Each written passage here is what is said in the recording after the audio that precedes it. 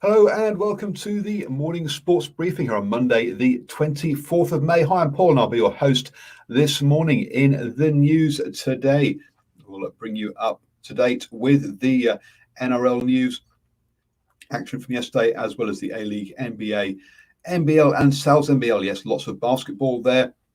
Also, the cycling at the Giro d'Italia was a big crash, unfortunately, yesterday. It's also the second major of the year, the PGA Championship, and Andy Rice is back with his report from the end of day 3. We'll also bring up to speed with how the Kiwis are going in the squash, and also the LPGA have a tournament on this weekend as well. This is your best way to start the day up with all the important sports news.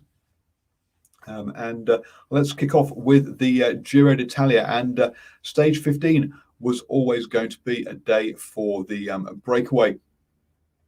But before the break could go, there was a big crash on a causeway at the beginning of the stage. And the race organisers decided to neutralise the race for 25 minutes as ambulances and doctors could help handle all of the riders who were caught up in that. 4 riders, unfortunately, had to abandon, including Emmanuel Buckman, who was 6th overall in the stage for Bora Hansgrove. So, unfortunately, he is out. Big crash there as lots of riders were trying to get into the breakaway today. As I say, it was always going to be a day for the break. The break did go after that, and in the end, it was Victor Campagnarz who won a 2-up sprint ahead of Oscar Reisbeck for Alpecin Fenix. The Victor Campagnarz riding for Team Quebecer Assos, who are having a fantastic Tour de France with their third stage victory of the race. They'll be very happy with that. Amongst the overall favourites, apart from Emmanuel Buckman, who had to retire, no change. Egan Bernal still leads the race for Ineos Grenadiers ahead of Simon Yates of Team Bike Exchange.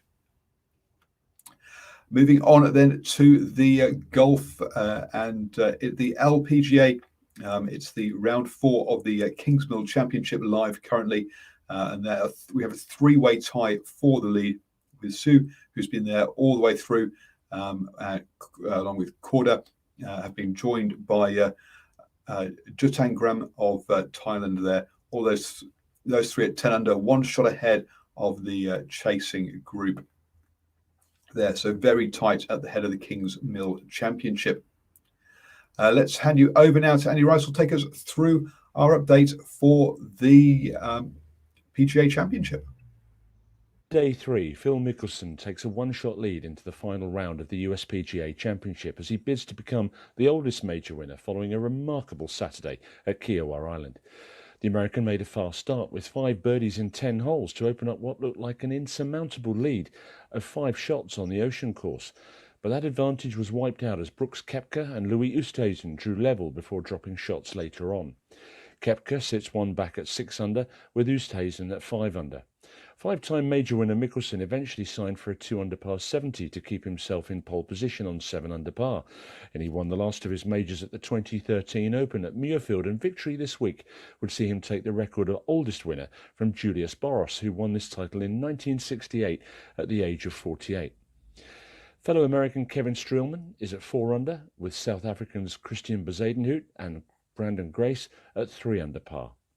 US Open champion Bryson DeChambeau double bogeyed the 17th, but finished with a birdie to leave himself 5 adrift at 2 under par alongside fellow American Gary Woodland. England's Paul Casey made 3 birdies, but they were cancelled out sadly by 4 bogeys in a 1 over 73 that leaves him at 1 under par heading into the final round. Countryman Matt Fitzpatrick sits 1 further back as part of a large group gathered at level par that includes Americans Jordan Spieth and Ricky Fowler. Northern Ireland's Rory McIlroy, who won the event the last time it was staged at the venue in 2012, posted a 2 over par 74 to slip to 5 over par for the tournament overall. Whatever happens on Sunday, history beckons, and you can be sure that the final round will offer up twists and turns as the eventual champion is revealed. Thank you very much to Andy, our golf correspondent, who will bring us daily updates from the majors and also, I think, the Ryder Cup as well. Fantastic to have him on board. This is his first tournament that he's been covering for us. Moving on then to the basketball, and in the Sal's NBL, we had two games yesterday. First up, the Manitou Jets took on the Taranaki Mountaineers, winning that one 85-77 to pick up their first victory of the year. That means now that every single team has got at least one win, which is fantastic for the Jets there to pick up that win there. The Sharks also beat the Nelson Giants 101 to 92 in that one to finish off the weekend's action in the Sal's NBL. Over the ditch in Australia in the NBL, and yesterday we had two games there. The Wildcats beat the 36ers 76-68, and the Hawks took out the Taipans at 93-81. Just one game today is the Bullets take on Melbourne United, and the Breakers will be in action tomorrow night, so that'll be Tuesday night at 7:30 as they take on the 36ers. Over in the NBA, and we are into the playoffs over there in the first round. Just had the first game of the playoffs. The Bucks were taken to overtime by the Heat, but came out on top 109-107 in that one. The Mavericks take a 1-0 lead as well, beating the Clippers 113-103. The Nets beat the Celtics 104-93, and finally the Trailblazers beat the Nuggets in a big one there, 123-109. So lots of action over in the NBA as we've just in the first round of the playoffs.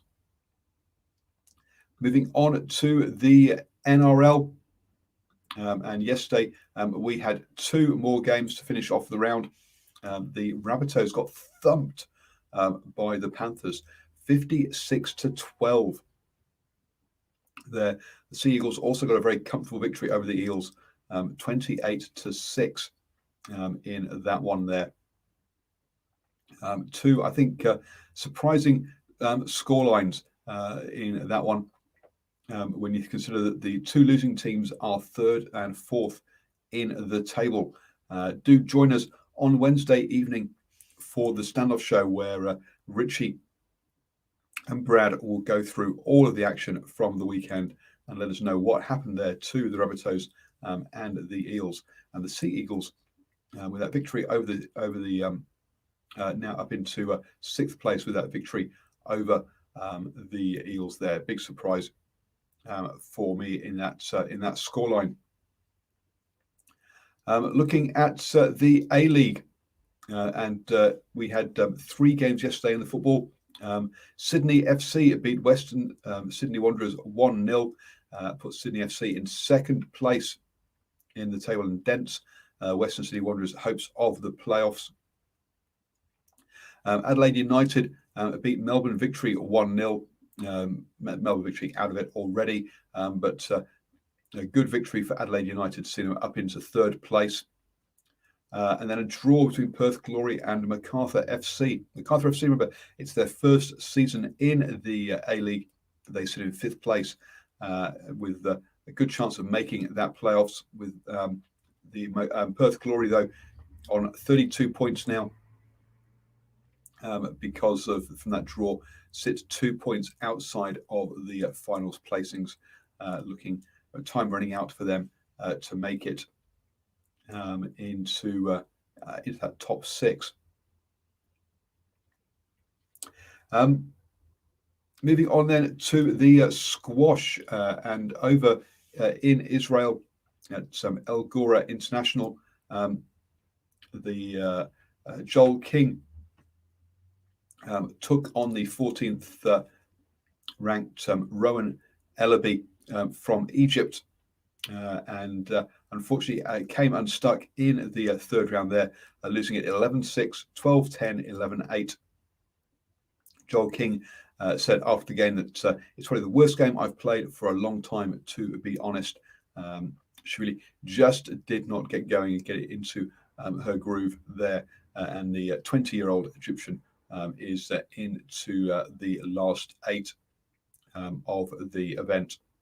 Paul Cole is still in action, and we'll let you know how he goes against Frenchman Victor Krunin tomorrow morning on the morning sports briefing. Do join us at 7 a.m. for that. Joel King will next be up in Manchester is for her next event in the squash World Tour. You have now started the day the best way up to speed with all of the important sports news. Do have a cracking start to your week, everybody. And don't forget to join us tomorrow evening, Tuesday at 8 p.m. For the Driving Mall Show, where we'll go through all of the hot topics in the rugby world.